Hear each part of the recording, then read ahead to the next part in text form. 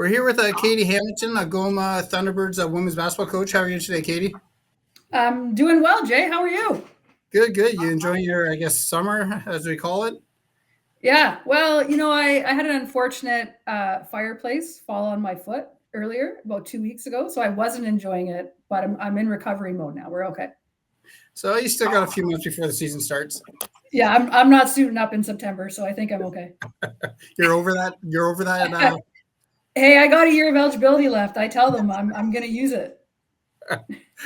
First things first. Reflecting on your first year as a coach, what lessons did you learn, and how do you plan to go into the next season? We'll talk about last season first. Yeah, learned a ton. I think first and foremost, super proud of the girls. I've been a player involved in a coaching change at the university level, and I've been a coach involved in a coaching change at the university level before this. So it's kind of not my first rodeo with that. And I do give all the credit and all the respect to the world, to the young ladies that we had, because I really thought they gave us everything they could. And I thought they worked really hard to get the program going in the right direction. I thought we had a little bit of success. I thought we had moments where we really showed kind of what our potential could be. For me, it was a great learning experience. Obviously, different program, different school, different strengths, different weaknesses, the way people work, the whole thing is a learning curve. But I think ultimately at our school, the one thing I can say is we're really, really, really, really supported in our athletics department. And so for me as a coach, that's sort of the one thing that makes me come to work every day is I know our school is backing us, and that's going to get us going in the right direction. And that's something I actually was in discussion with somebody the other day talking basketball in Algoma, and they're like, well, first year didn't get too many more wins than usual. I'm like, but if the scores were 42 to 100 before that, they were 87 to 100 now. So to me and you as a coach, that's a lot of progress moving forward, right? Yeah, I mean, not to harp on one win, but I mean, anytime you beat a school of 70,000 people by 37 points, or by 37 points, I think that's an indication that the program's going in the right direction. I think we were more competitive against certain programs. And now this year I don't want to say starting from scratch, but, we sort of have revamped our roster, gone in a much different direction, and going to see kind of a vastly different team next season. And that's something, again, when you came in, you inherited a program, right? So you had a couple recruits yourself, but mostly you inherited most of the roster, right? Mm-hmm. Yeah, and again, not my first time doing that. And again, a lot of respect to the girls, because coaching and playing is like any other form of a relationship, right? Certain people are attracted to certain things, and that doesn't always work and translate when a new coach comes in. But I really thought they gave their best, and they gave me all they had. I promised everyone within our program a year. I didn't want to come in and sort of clear house right away without giving everybody the opportunity to kind of prove themselves and build a relationship with me and to see if it could work or not work. And so now this year, our recruit class is, I don't want to say officially done, because I think if you say it's officially done, that's when something's going to pop up and you don't want to turn your back on it. You don't want to close the doors. Exactly. But we are at 8 committed recruits. We will field a roster that has 5 players over 6'1". So we sort of go from the smallest team in the country probably to one of the biggest. That's all on paper. It doesn't mean a whole lot unless we translate it to on-court play. But on paper, we are dramatically, bigger, stronger, deeper of a program. And not asking for any secrets, but what adjustments and improvements are you making going into 24-25? Well, I think the biggest thing is off-season programming. And to be honest with you, that's not a me thing. That's a thing that the girls need to take ownership of. And I think that's probably something that a rookie coming into the OUA level will tell you is the biggest adjustment. Sadie Graubarger would be a good person to sit down and have that conversation with, because you can really see the work that she's putting in this summer compared to not necessarily the work that she didn't do, but the level of training, the level of intensity, the realization of what needs to be done to get things done at this level. So it's really up to the girls, to the standard of play, standard of fitness and strength that they want to come in with in September. That's sort of in their hands right now. And we've made it very clear to them that, if they don't do what needs to be done over this offseason, our program isn't going to take a jump in the right direction. If they do that with this overall skill we brought in, then we do have the ability to make a huge jump. And that being said, we obviously hired a full-time strength and conditioning coach. I think it was late summer last year that Ty came on board, but Tyler Belanger in that role is just absolutely fantastic.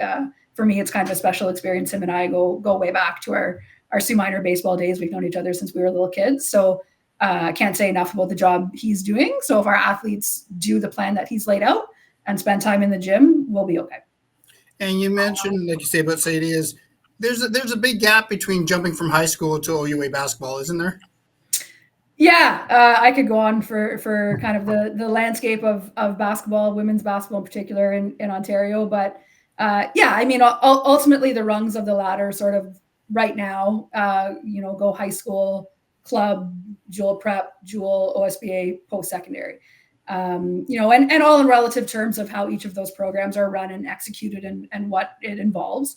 And first and foremost, that has absolutely nothing to do with like level of coaching and experience and that knowledge.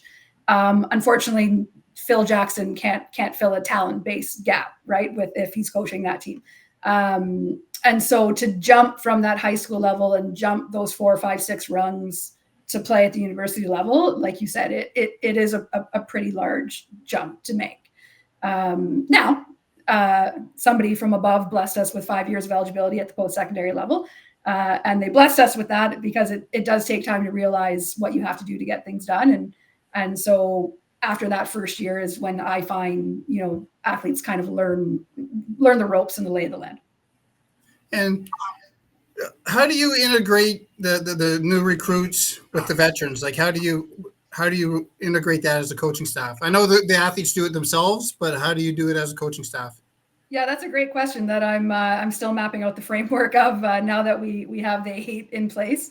I will say out of the 8 recruits that we have coming in, 6 are transfers. So although we have 8 newcomers, we're probably not only one of the biggest teams in the country, but we might be one of the oldest as well. So we're not bringing in, a really young group. So hoping there's a certain level of maturity there with that. And it's people that have played already post-secondary basketball to some degree at some level. So I'm hoping with that sort of incoming class that they're not overwhelmed by our training schedule. They're not overwhelmed by the level of competition. And when that stress factor is sort of taken away, that allows them to kind of mingle with the group, a lot better. And that being said, I think having our returners back from last year that now have a year knowing me makes a dramatic difference, right? When you have absolutely nobody in the gym that knows you and you're standing in the middle and saying, hey, I'm the leader, follow.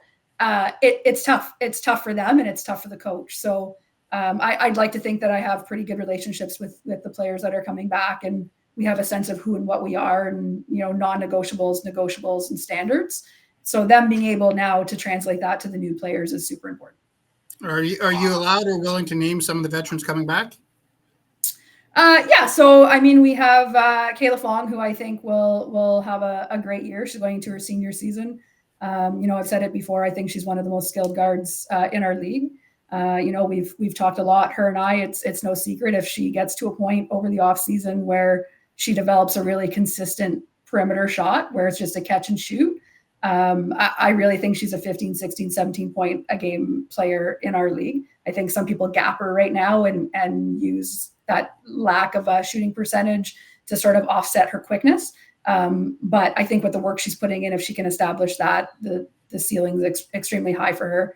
Again, I mentioned Sadie Grabbarger earlier, but that kid has all the potential in the world. I'm not sure I've ever seen a more blessed, just natural athlete in my life than her. So we have a handful of players that are returning that again are all, most importantly, absolutely fantastic people. People like Mercedes Mazuka, Rhea Donnelly, Brooke Roon. These are all great students, great people, great leaders that are going to really be able to translate our culture to these incoming people. And coming into the fall of 2024, I know everybody wants to win, but as a coaching staff, what are your expectations? Yeah, I think realistically our hope is to make that first round playoff game. And it hasn't been done at our school at the OUA level on the women's basketball side of things.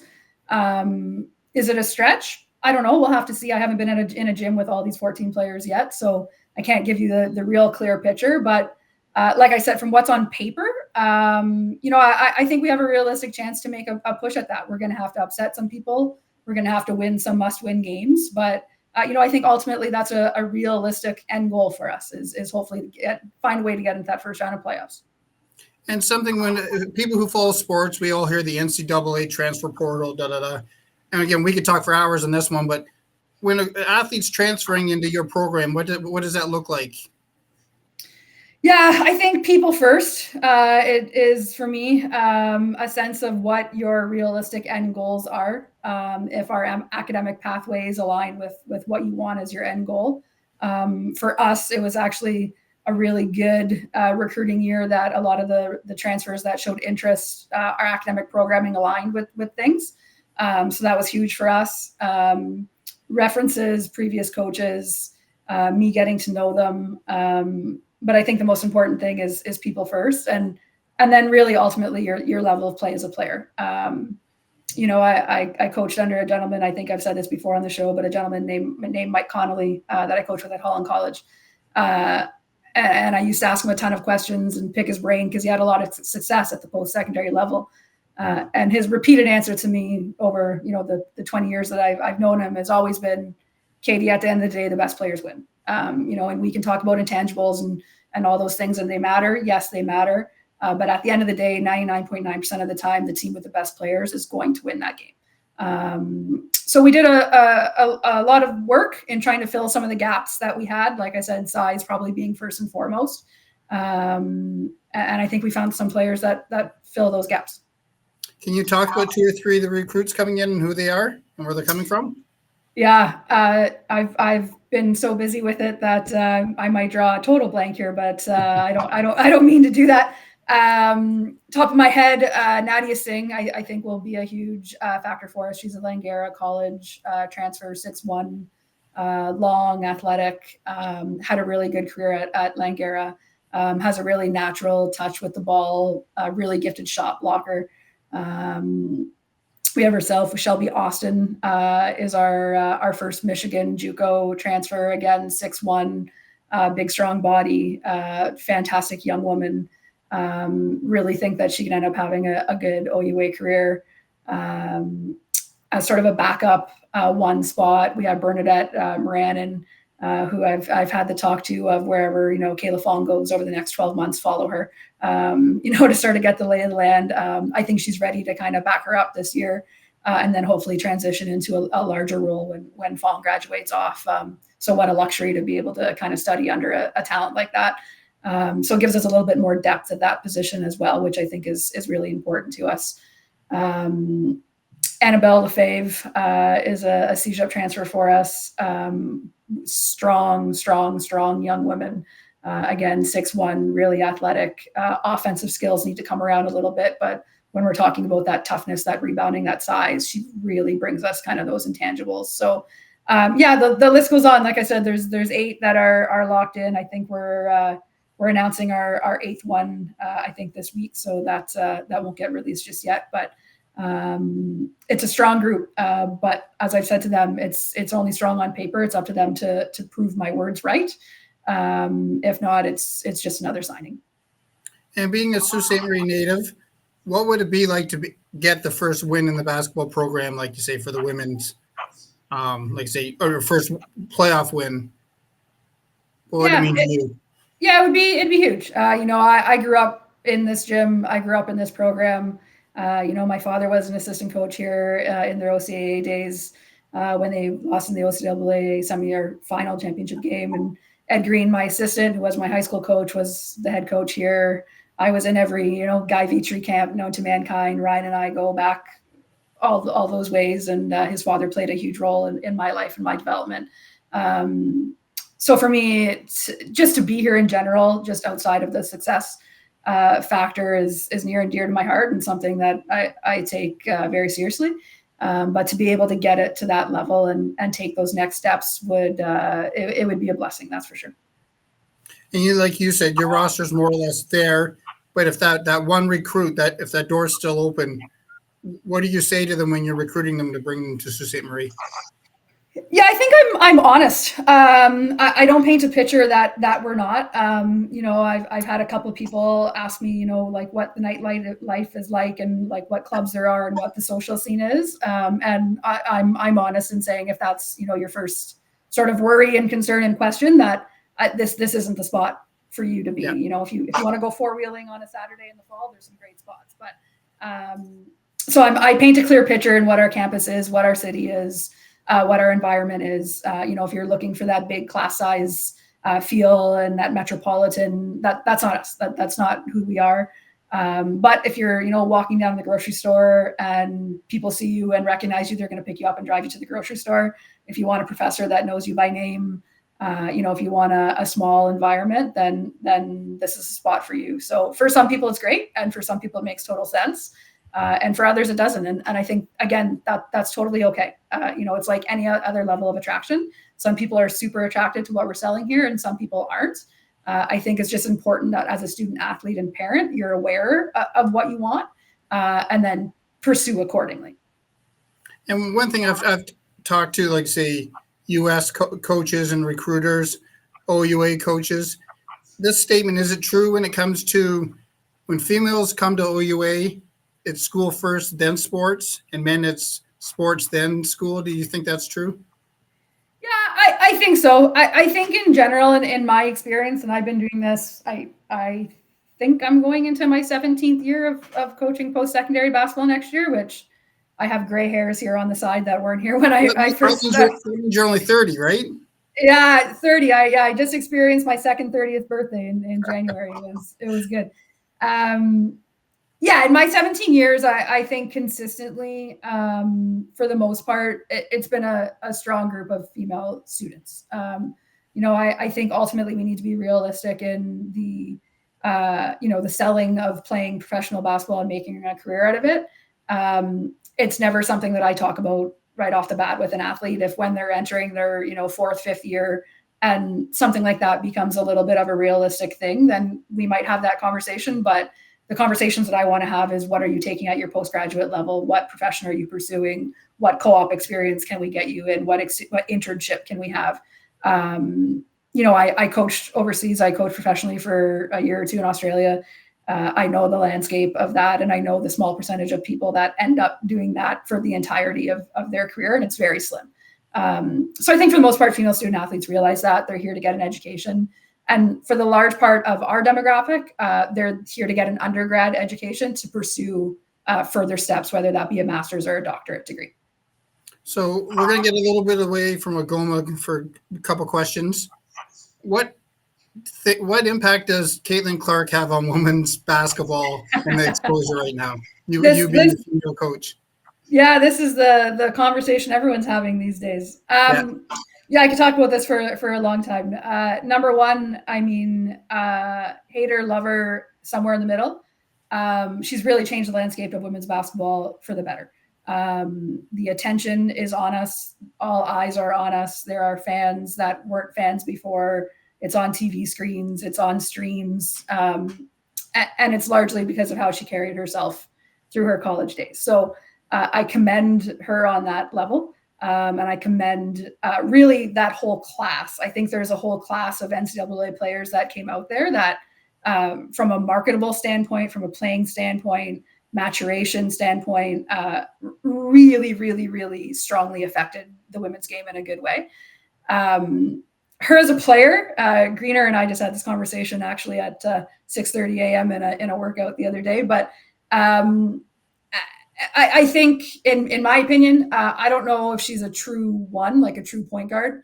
And I think that's kind of where they're playing her at this WNBA level. And I think she kind of has the ball in her hands a little bit too much. And I think she kind of needs to be moved to an off guard to allow her to open up some scoring and be a little bit more efficient. I'm a super big body language, super big like positivity type of person. So I am a little bit frustrated with her kind of reactions Caitlin Clark, if you're listening to me, stop reacting to the referee's calls. Stop doing it. It's going overboard a little bit. I don't think she's listening to this, Jay, but if she is, Caitlin, that's my memo. But yeah, if you put yourself in her shoes, she's 20, 21 years old at this point in time, literally has the weight of the world on her shoulders. So I think all things considered, she's a young lady that's handling herself quite well. And when it comes to female basketball, not just for NCAA, it's not like men's where there's really a couple leagues in between to get ready, is there? It's more like you jump NCAA right to WNBA, right?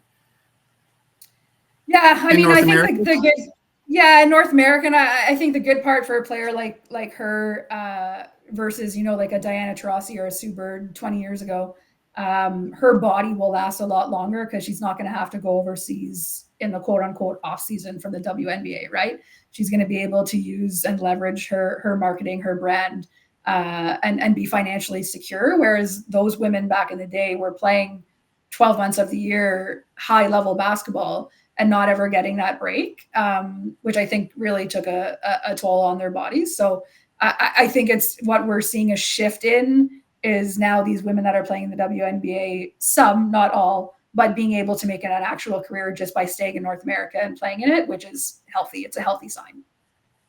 And it also, like, we're going back about how the exposure is helping women's basketball. And that's something, and I compare Sault Ste. Marie to curling with Brad Jacobs, right? Nobody really paid attention to curling in Sault Ste. Marie until locals went to the Olympics, right? For sure, but yeah. in for your position, it excites girls in elementary school to maybe pick up that ball, right? Yeah, I mean, people do what they see, right? Whether it be good, bad, or indifferent, people tend to do what they see. So, now not just young women, but young boys, when they're turning on the TV screen and seeing Caitlin Clark or seeing Angel Reese and seeing this level of basketball, they're going to go out there and try to mimic them. I think less and less kids are kind of playing in the driveway, but if I could have a little plug for that too, just buy a net, put it in your driveway. Don't worry about trainers. Just get a ball, go in your driveway, play basketball. So these kids can watch this WNBA game, watch the moves, watch how they're playing, go in the driveway, try to mimic them, right? And it's huge. It's huge. And now one more question about professional sports. What about Toronto getting a WNBA team in 2026? Yeah, it's great. Isn't it awesome? I was on a CBC broadcast there the other day talking about it. When I was late high school or late elementary school, early high school, we didn't even have the WNBA, let alone a Canadian WNBA franchise. This was all kind of a pipe dream. So in just the jump that it's made in the last 20 years of kind of my life involved in this at a really high level, I think the impact that having that Toronto franchise will make is drastic. I think it'll be well supported. I mean, I read somewhere, I think it's a 10,000 person arena, I think, or something that they're playing out of. And they had sold out of like a 20,000 person arena for that preseason game. So, I think it's going to be a packed house. It's going to be well supported. Again, the branding, the marketing, and all the whole encompassing business side of things for it is going to have an outreach far beyond Toronto when it comes to women's basketball in Canada. And I'm going back when it comes to, again, another professional question, just because it came up, is Sault Ste. Marie native Tom Corey coaching the CEBL as assistant coach with the Honey Badgers. We're all known about hockey in Sault Ste. Marie, but basketball surely coming up, isn't it? Yeah, I mean, we've had a lot of success. I think from a coaching standpoint, to have myself and Thomas involved at the U Sport level for all these years, we've busted our butts to get there. There's no doubt about it. Tommy, I laugh sometimes. Tommy needs a break. You know what I mean? I said, "Guy, you're going for another 4 months hard there." But he loves it. He loves it, and he's in it. And the thing with Tommy is he's going to give you everything he has when it comes to coaching. So I think we are not just us. I think sort of everywhere within our country is kind of branding out of the hockey realm. And that's not to say that I don't want to get in the hockey fight, because it's fantastic. It's important. People thrive in it. I'm a supporter of it. I was watching that Game 7 Greyhound game with my family, cheering like I was in my own championship. But before that was kind of the only thing that existed. And now there's sort of, other avenues for these kids to take and other sports for them to explore, which is healthy. And final question, I know I bug you every time you're stepping onto the court right before we stream the game and you coach. What's the feeling going to be like when you step on the court this year? Yeah, always a blessing. You know, I have a bit of a different perspective since coming home and doing this. You know, it's no secret that I stepped away there from Nipissing, and I had made the choice to do that, and I did that under the grounds that, you know, I didn't think this opportunity was going to arise. So I had kind of come to grips with sort of changing my life dynamic and getting out of the realm of sport and coaching, which is really all I knew, and a bit of my comfort zone. So by divine intervention, to have the ability to do this again, I think my mindset is to never take a day for granted, and to really enjoy every single day that I have this, because I know that it could be done pretty quick. So for me, you know, the first game, like every other day, whether it be practice, whether it be a game, is, you know, I'm really, really blessed that I've been able to make a career out of this game. And yeah, career out of a passion you love, right? Yeah, for sure. For sure. Some people, when I was, you know, 10, 11, 12, thought I was crazy. Probably still do. But yeah, I've been able to pursue it, and in that sense, kind of prove some people wrong that thought I couldn't. I don't really like to live by that narrative. I sort of like to live by the proving people right that, you know, think I could, rather than the negative of proving the doubters wrong. But if you were doubting, I'm still doing it. Well, like you say, I hope to be able to step on the court and give you that big hug when you win your first playoff game this year. Thanks, man. Really appreciate it. Well, thank you very much, and we'll talk soon before the season. Thanks, Jay. We're here with Coach Andreychuk of Algoma University men's soccer. How are you today, Dave? I'm doing good, Jay. Thanks for asking. How are you doing? Good, good. How's the weather out in BC? Right now it's well, it's a little sunny, but we've had a couple of days of complete downpour, and then there is a day or two of sunshine and heat, which is nice, but definitely transitioning into summer, so that's nice. But you're used to that Western weather, aren't you? I am. I don't miss the snow in the Sioux, but I've heard it's been nice. I've been back in about 2 weeks now, so I'll be back again this weekend. But yeah, no, I'm excited for the summer. I heard it, you know, obviously the Sioux last year, I was kind of back and forth because there's a lot of stuff going on with the program, trying to, you know, get everything ready. But I'll be able to actually enjoy it now this year, and you know, go golfing and enjoy the scenery and things that it has to offer in the summer. So first question is, looking back at your first season as head coach, what are the most valuable lessons that you learned and what you can apply going into next season? Well, first off, like, this is the toughest division within the toughest conference in the country by far. I don't think, there might be some argument on that, but you know, any team can win on any day now in this division, especially. So, you know, I think for me, navigating, not only for myself, but more so for the guys, is, you know, those back-to-back games that are Saturday, Sunday, and making sure that we're fully prepared, and, you know, we have the personnel that's going to allow us to be able to play those back-to-backs. I think, you know, we struggled a little last year with our depth, obviously, because one, you know, it was a big transition for the whole program going into last year, but also, you know, I came in March, beginning of March-ish time. So, you know, we didn't have a ton of time to prep ourselves and do our recruiting and kind of get the guys in who we wanted to be able to mix with the boys that obviously were already here, the core that was here. So, you know, it's a big change personnel wise. And it will be, again, you'll see a lot of new faces. But you see some familiar ones too. And I think, you know, going into next year, I think the big thing for me is the preparation and understanding the routine and how truly short the season is when you finally get down to it. You know, it seems like it could be a while, but really it's like starts and stops just like that. So yeah, I think for us, preparation for sure. You know, that goes all the way down to injuries and how we train and that sort of thing, because I think it is a change for a lot of players that haven't played in this league.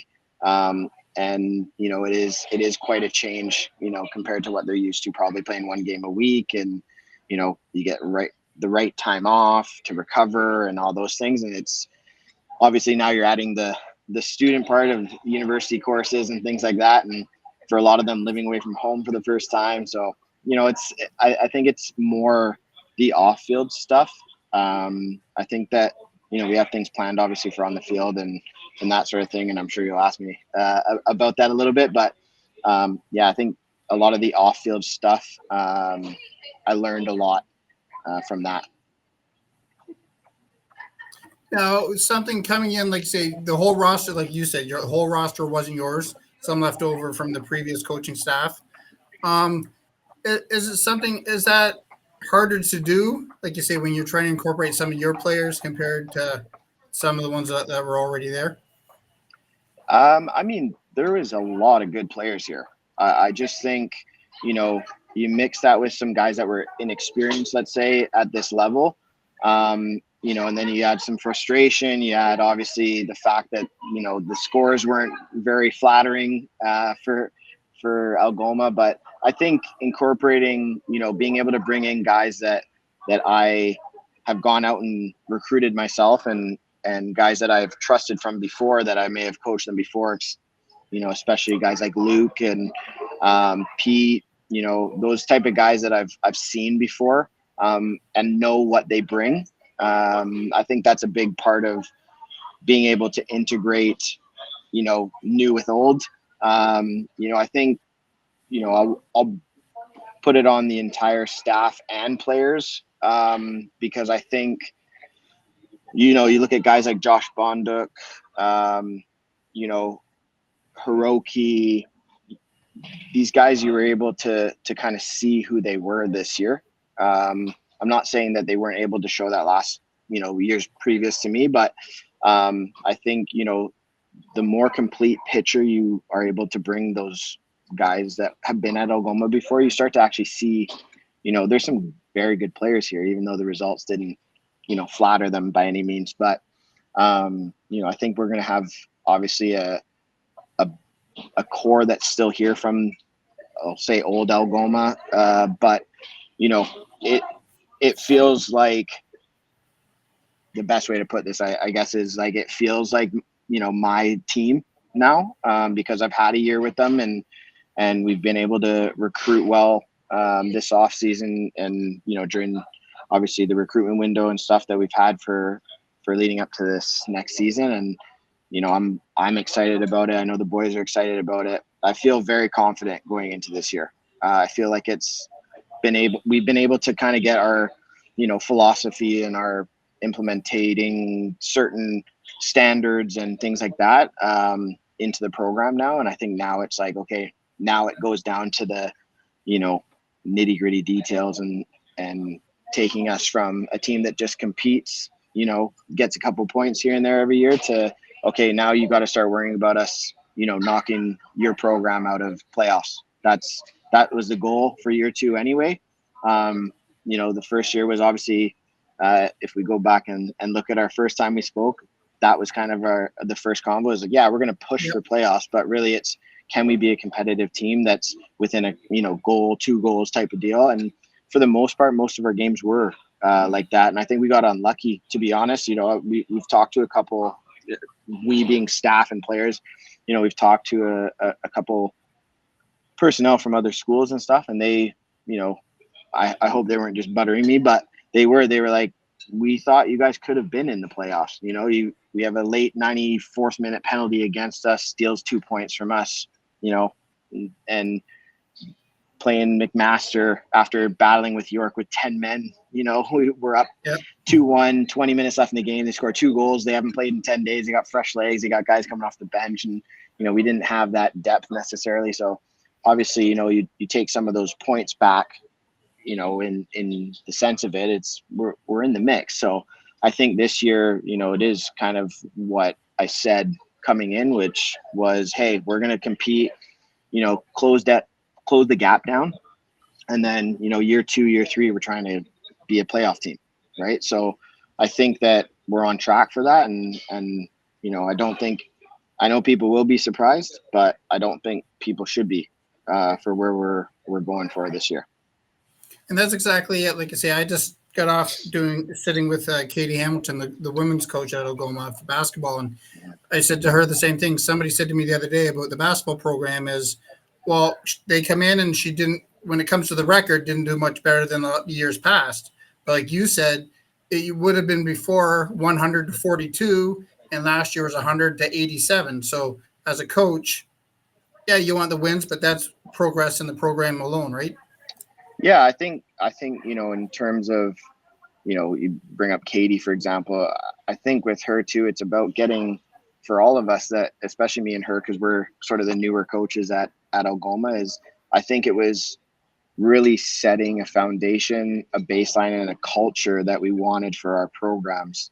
I think anyone that has been around the men's soccer program can tell you that the culture is different, right? The culture is completely different. And I think the boys have a lot to do with that. I got to praise the boys because they've bought in and they've, wanted to turn the tide type of, thing. And I think that it goes down to the little details. I know Katie's similar to me in that sense is, and I mean, I can say the same thing for the other coaches too. I'm just, referencing her, but, I think we're starting to really see the programs build that culture and create that culture. And obviously for me, that's what I set out when I first came in here is, hey, we need to have a baseline and this is the standard. It can't be below that. And then you build, the other stuff after. So yeah.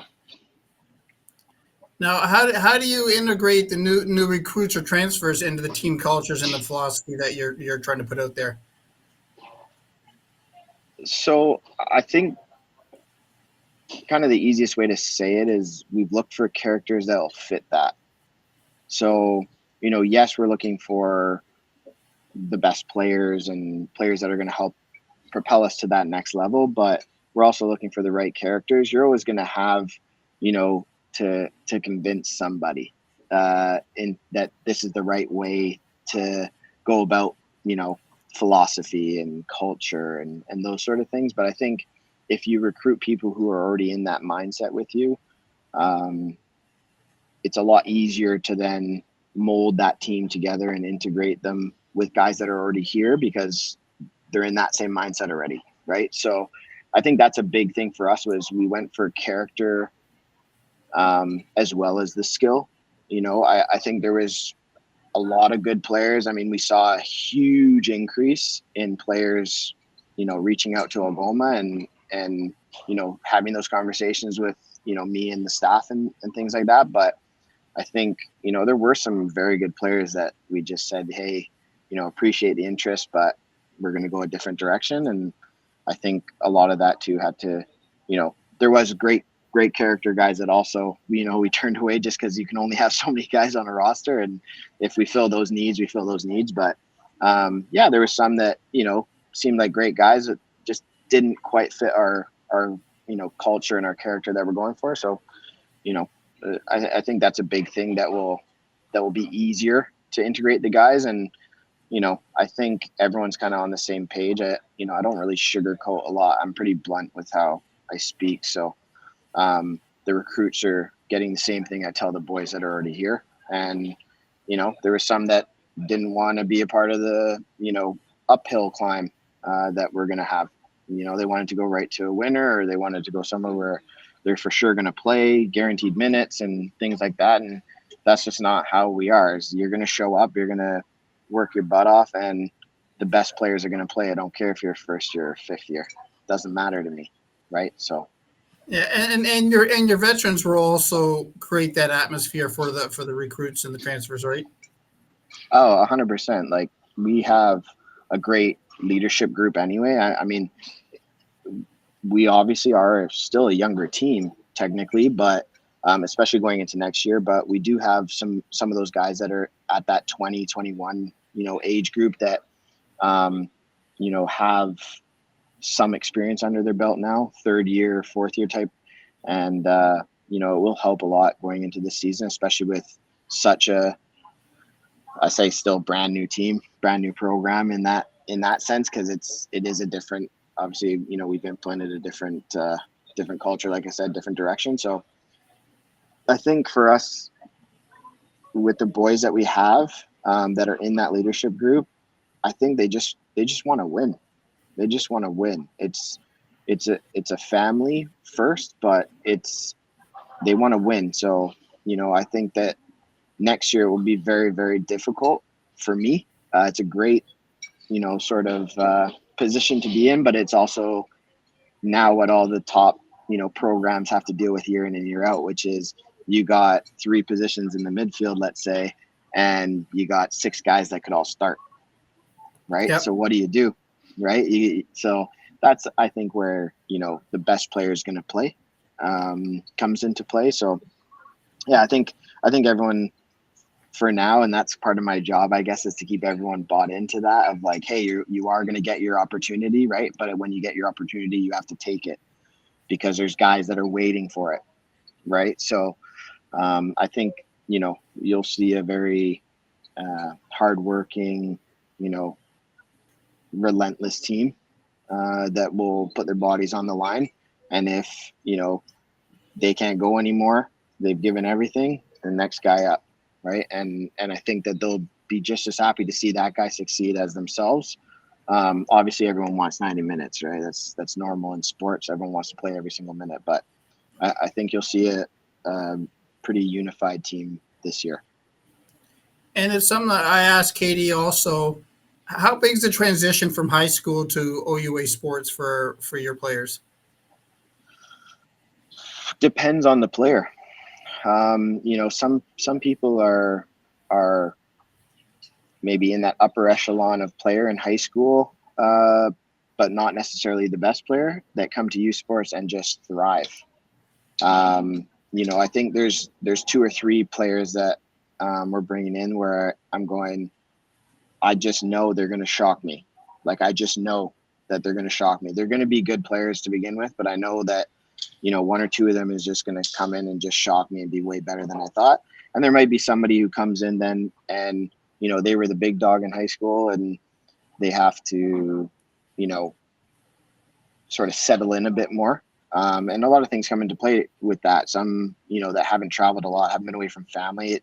It does take a lot to settle in. And I think that's going to be our biggest push during preseason and that sort of thing is, you know, making those guys as comfortable as possible and get them, you know, settled into the program, to the school, to the city, right?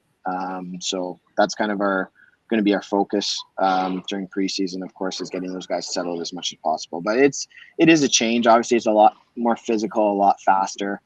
You know, guys are a bit more ruthless, I would say, both in tackles, but also in front of goal. Like, you're not going to see many of those, you know, highlight reel misses or anything like that. Is like, guys are brought in to put the ball in the net. Guys are brought in to keep the ball out of the net.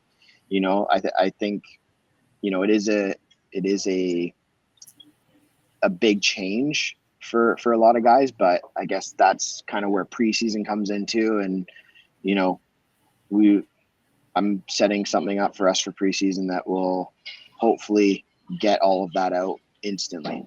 So Now, talking about, can you talk about a few of the veterans possibly, or not possibly, but returning?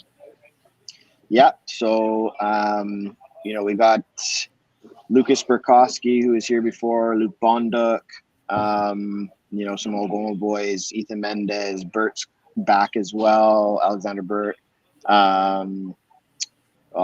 Boys are going to hammer me for guys that I'm missing right now, but you know, there's a good chunk, obviously, and then, you know, you got guys that came in last year like Luke Harrop, Pete Alexander, I call him Alexandrakis, pardon me, and, you know, Jaden back is a huge one. You know, we've got some great players coming back. Daraj was a huge surprise last year, and he's gotten better every single time I've seen him. So that's going to be an exciting boy to watch. But we got a good group coming back, and we probably have about 12 to 13 new faces as well. So, there's going to be that gel period, of course, like I talked about, but no, I think it's a good group that they're coming into, and a good group that'll give the group that's been here and maybe had that experience of struggle, and then that little bit of change of like, oh, we can actually win some games, and start doing some damage. I think, it'll give them even a bigger boost as well, or that's the hope, of course. So yeah. And you're excited about all 12 and 13 new recruits coming in, of course, but talk about a few that fans should be excited to expect to watch. Yeah. So one I can say is a player that I've coached before. He played 3 years in BC, and he's now coming to play for Algoma. Played in CCAA, and now he's coming to play in U Sports. Luca Martinelli. He's a very exciting one. I can't hide it. I love the way he plays. He's so smooth on the ball. He wants the ball. And I love guys that want the ball, right? Not afraid to make a mistake. We'll try things, try and get creative, but just gets it in the midfield and sprays balls left, right, through breaking lines. Wish he would shoot more because he's got a hammer of a shot sometimes, but yeah, an exciting one. Innie from Winnipeg, he's another exciting one. Is a center back right now. We'll see, where he sits with us, because we have obviously Luke and Jaden, who are, I think everyone can admit, stalwarts back there. They're pretty solidified, but like I said, anyone can come in and shock. So but he's another exciting one. Big, strong boy. Up front, a couple exciting, guys to talk about.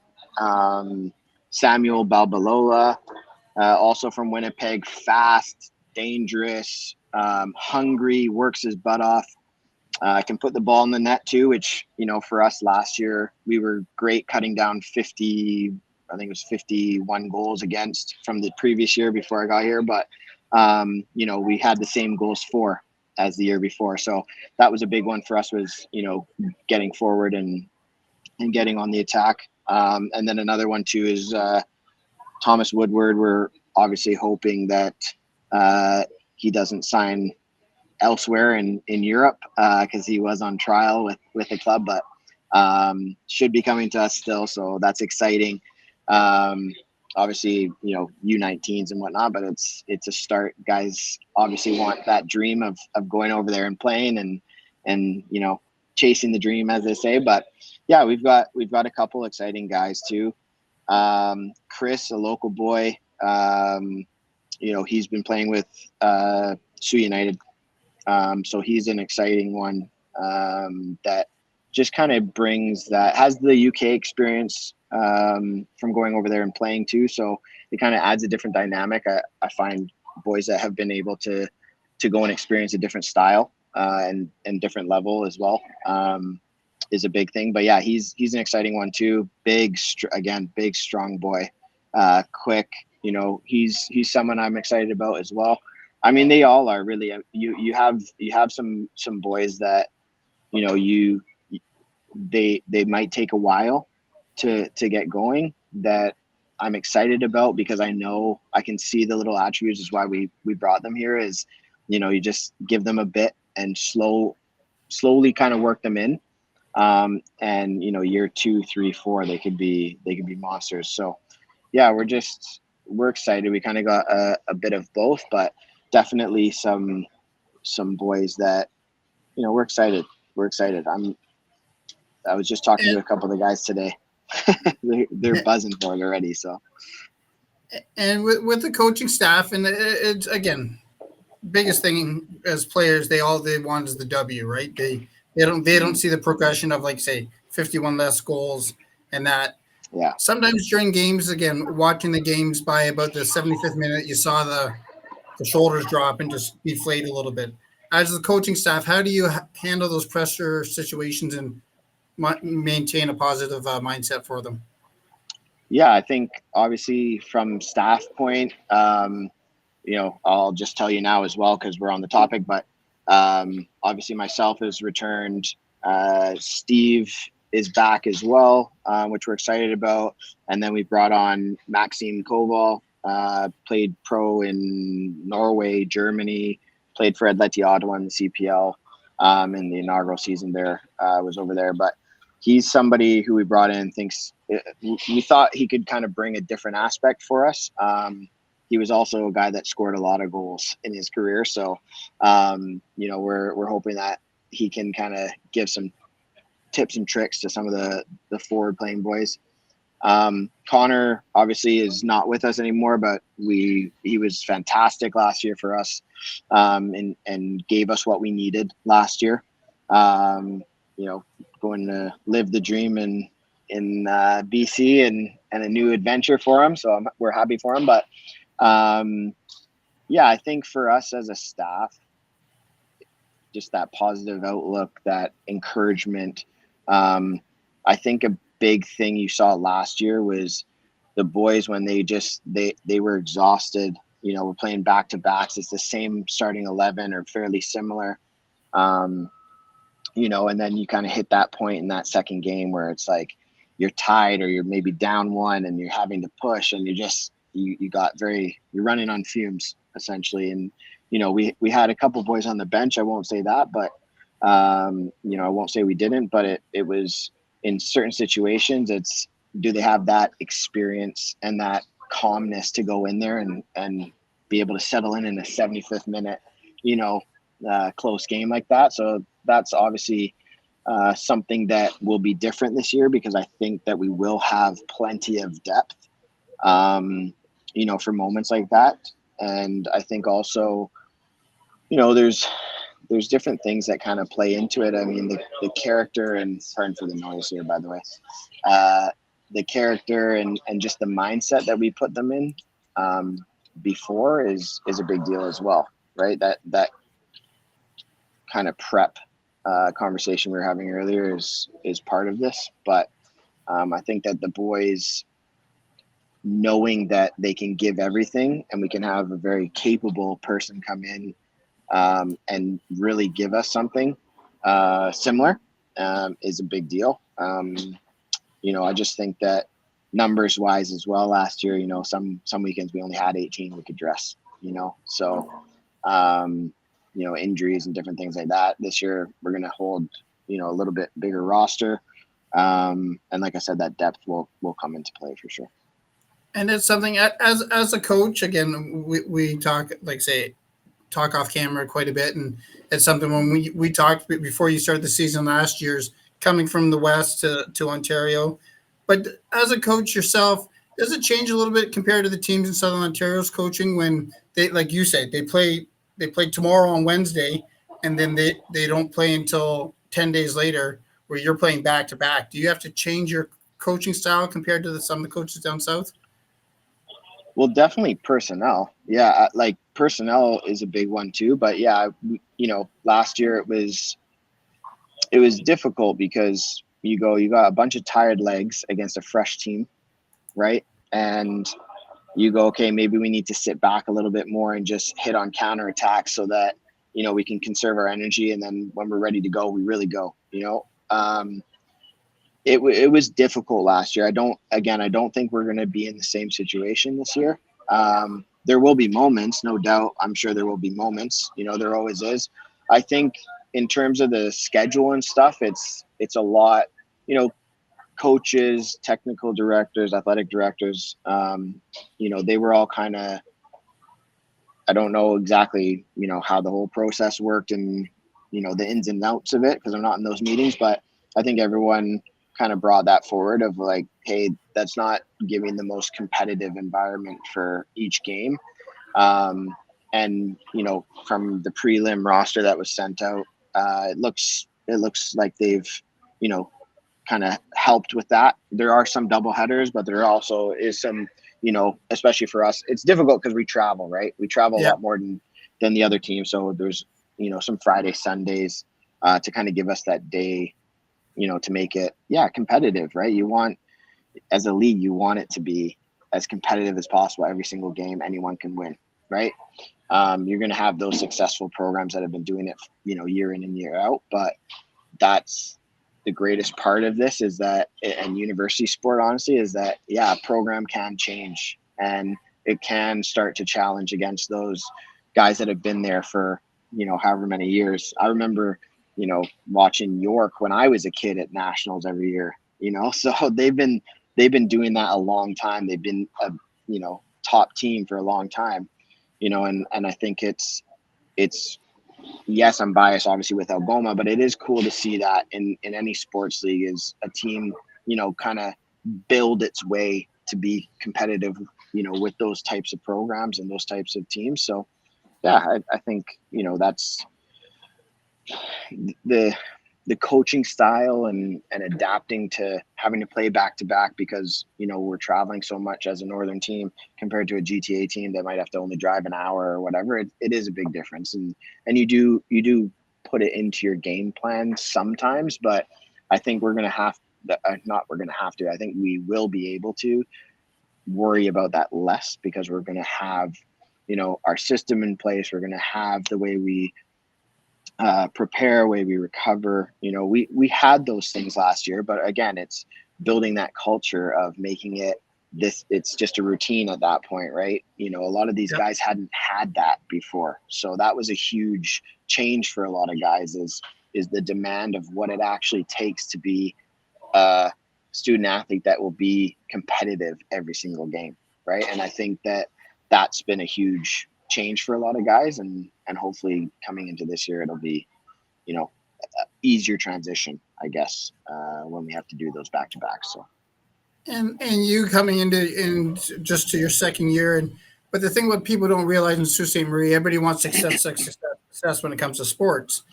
but Algoma University in the OUA is still in their infancy stage, more or less, compared to, like you say, Queens, York, Western. They're still new to the sports scene, really, in the OUA, right? Yeah. So, I think, everyone wants success. I hate losing. I hate it. Right. And we didn't win a game last year. We tied a couple, we drew a couple, but, I don't like losing, but one thing when I took this job was accepting that, okay, there's going to be some of this at the beginning, learning. I think that was a huge thing too for us last year is we didn't know how to win. We didn't know how to win as a program. We didn't know how to win as a team.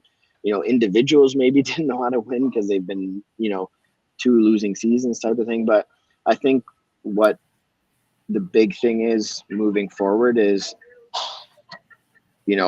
people need to understand that, yes, this is a process.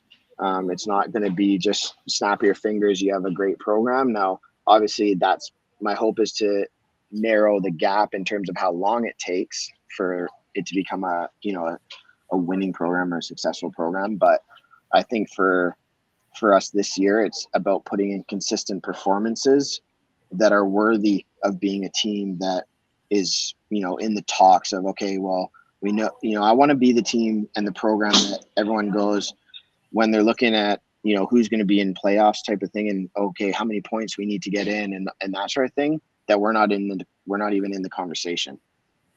Right. They're like, okay, well, you're,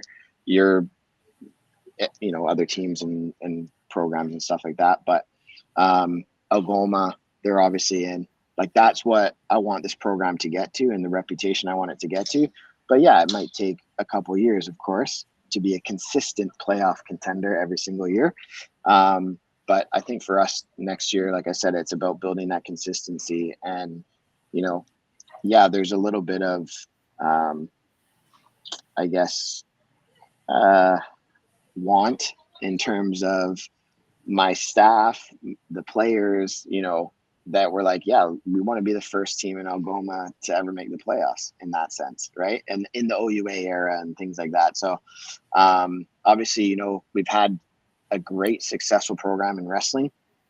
And, they've medaled and things like that. But in terms of a team sport, wrestling, obviously they have their team portion too. I'm not knocking that, but just in terms of a team sport, like, yeah, we want to be the first. We want to be able to start paving the way. We obviously see men's basketball, we see women's basketball, You know, I know that there's, I guess, team sort of accolades, like I mentioned in wrestling and things like that too. But yeah, we want to be the pioneers of that for Algoma in team sports. So, you know, that's also a little bit on our minds of like, hey, you know what, we do though, you know, it's good for the school. It's good for the city. You know, I hope that we had record attendance at some of the games, which was fantastic last year, but I hope more people do want to come out. I hope more young families want to come out and actually, you know, have their kids watch. You know, we had a couple regulars last year, couple young boys and young girls there last year, which was amazing. You know, we want that. We want them to just fall in love with the game. And what better place to do it where there's no pro team, there's no, you know, anything like that. It's the university men and women are the two teams, you know, and for soccer, obviously. So yeah, I think that obviously comes into play and into our minds more so as a staff in that aspect. But you know, the boys, they relish and they feed off of that energy that, you know, we had a couple bigger crowds for Algoma, and I'm hoping that, you know, we get even bigger and kind of get that community behind us into the, you know, Friday Night Lights type feeling is always the dream, but you know, we got to start somewhere. And that's something, like you say, next or fall of 2024, like I say, a road playoff game is fine, but a couple years from now, when you say a home playoff game, that's huge because that puts you right up and higher in the standings, right? Yeah, I mean, you know, I don't think anyone goes into a season being like, you know, oh, we just want to sneak in, you know, but yeah. The truth of the matter is, you know, Algoma's been near the bottom for a while. We, you know, started to make a little bit of chit chat and chatter amongst, you know, other programs this year. But we're going as high as we can go. Obviously, you know, we don't just want to be like in that sixth spot and be like, okay, that's good.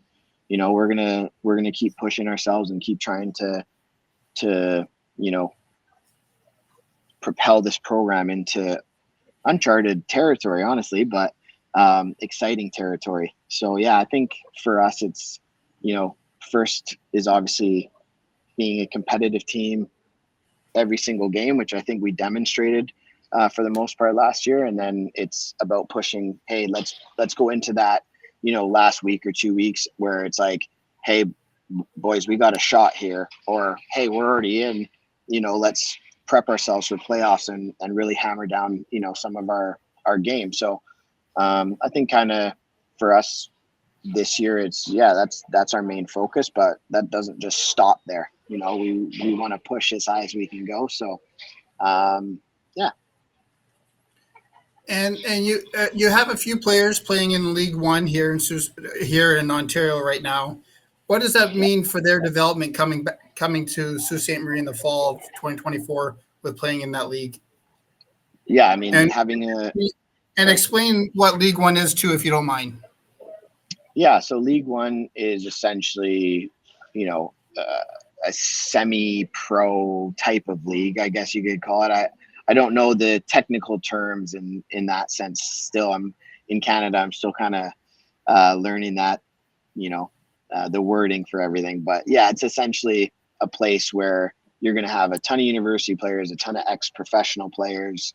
I think it's honestly the greatest setup because it allows obviously the players that are just playing it now and, you know, working a career job is one thing, but with having a lot of the university players being able to play at a certain standard in the summertime is so huge because all it will do is just grow the sport in U Sports, you know, and the skill level and what is required to play at this level.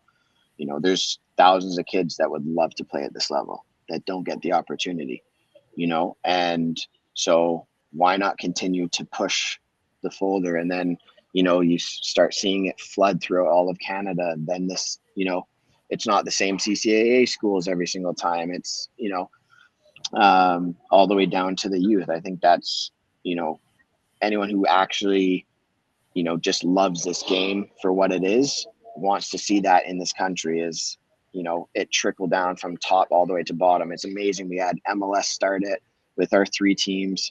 Then you get CPL involved. Now you get CPL involved with youth sports as well.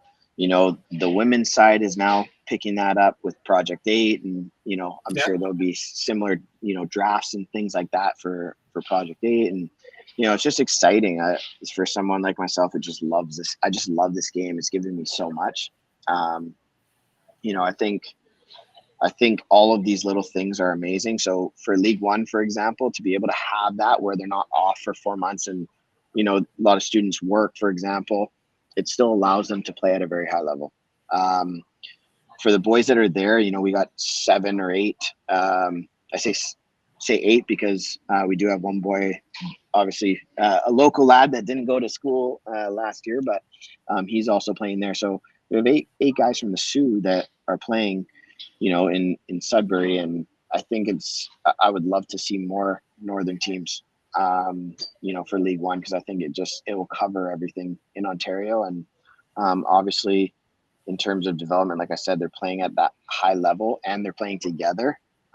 So those 7, 8 boys are going to really bond over the summer, right?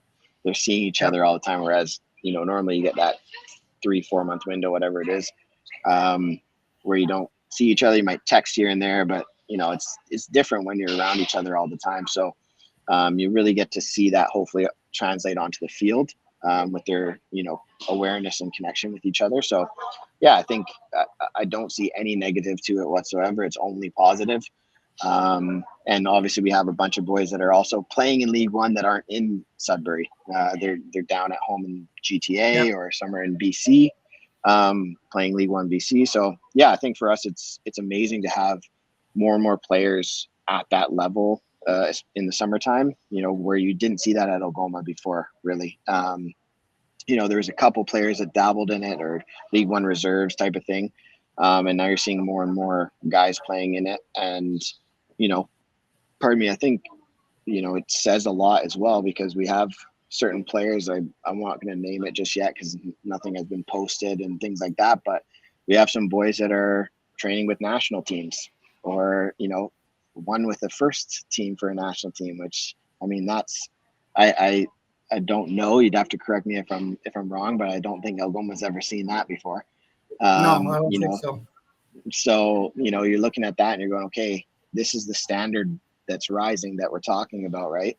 And unfortunately, along the way, not everyone can come for the ride, and so that's been probably the hardest part of my job is, especially when certain, students don't necessarily understand, they're like, oh, well, I've played, this long, or, I was a starter on this team. Now I'm on the bench and I'm, there's different aspects that come into this that, yeah, it's the difficult part of the job for me, but, everyone that has been here from the moment I walked in has played some part. Right. And, hopefully they can, feel that success as the program grows a little bit and say, hey, I was right there at that time that, things started to switch. And, my biggest kind of comparison would be something like Wrexham, right? For those that have watched the documentary and stuff. I talked about it. You laughed when I brought it up in your office about a month ago, but we stream your games, like you say, it's TruSports, and I'm a soccer fan, I'm a sports fan, but that just has brought the popularity of sport, and that's popularity of soccer to people who aren't familiar with soccer. Where I use with Caitlin Clark, the popularity with women's basketball, right? So, welcome to Wrexham because it's 2 actors. People watch it because of them, but it's also bringing the popularity for soccer too, right? Yeah, it's bringing the attention, right? And yeah, it's like you said, it's 2 actors, right? But if you've watched for those that haven't watched it, like definitely whether you're into this sport or not, it is quite a ride. Like you get to see For example, Sorry to interrupt. It's a fairy tale. it is a fairy tale. 100% it's a fairy tale. And you get to the cool part about it is you get to see Ryan Reynolds, for example, actually fall more in love with it, and to the point where he's like shaking and like, it's in shock and things like that. Like, he's heavily invested in it now.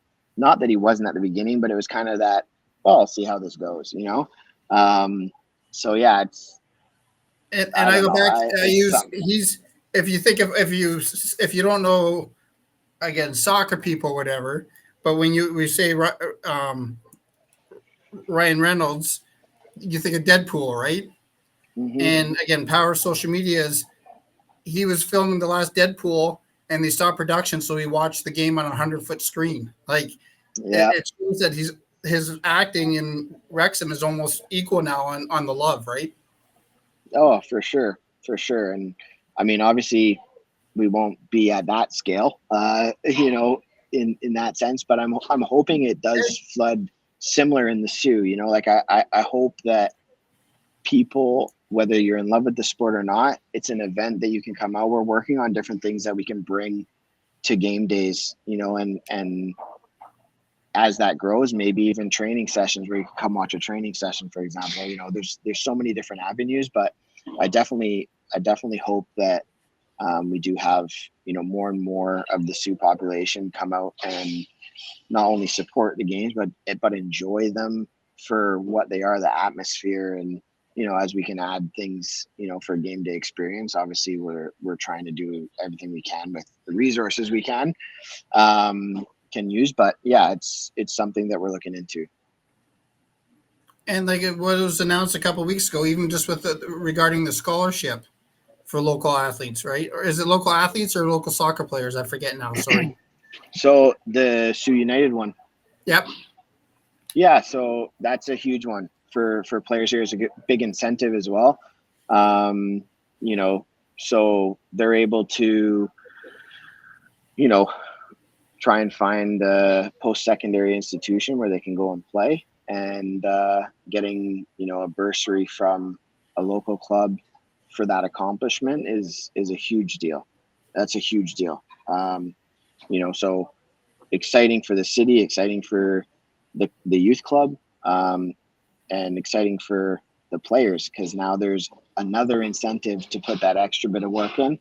And I think that's obviously, as you know too, is the resources and the time and field space and those sort of things all come into play. But it's also encouraging young kids and teens to go to a wall, kick a ball off a wall, and work on your touch and things like that, so that when it comes time to, hey, I can go a university pathway and get little scholarships or bursaries and things to help me pay for school, there you go, right? I mean, finances is different for everyone, so we've got boys that's they're the first ones in their family to go to university. Well, how did that happen? Well, they were able to get a scholarship, right? Yep.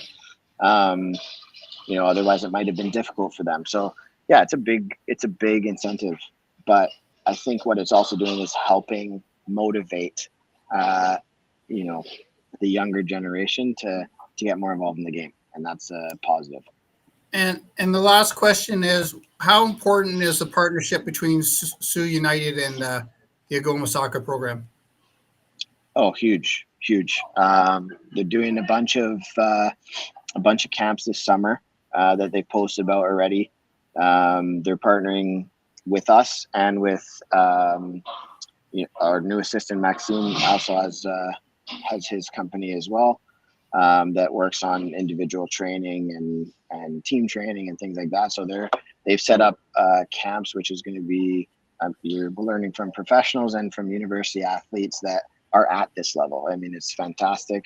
So for the partnership with Algoma and the youth club, I think it's nice because we're able to watch those players a lot more. The communication is constant. I think it helps, obviously, having Steve on my staff here at Algoma. to keep an eye out on the men's and the women's side and say, hey, you should look at this player, and hey, come look at this player. But it also gives those players, a chance to learn or ask questions about a university, life that you're a student athlete in, or, ask myself or Maxime or people who have had an experience outside of Canada or elsewhere. Our experience is, hey, what can I work on? Hey, we go and attend some training sessions and just watch. I think obviously we'll have skills camps and things like that we're gonna be, launching at different times. But I think it helps build the pathway from youth to the university, university level. Obviously you're not going to keep everybody. Some are going to want to go away and go to, GTA or BC or maybe in the States. But I think that's overall a good thing for the Sioux. Obviously we're going to want to keep, locals at Algoma and have them come represent us and play in front of their family and friends and people like that. But I think also the big part is we're prepping them for, their journey. If they can have Algoma help them with that, fantastic.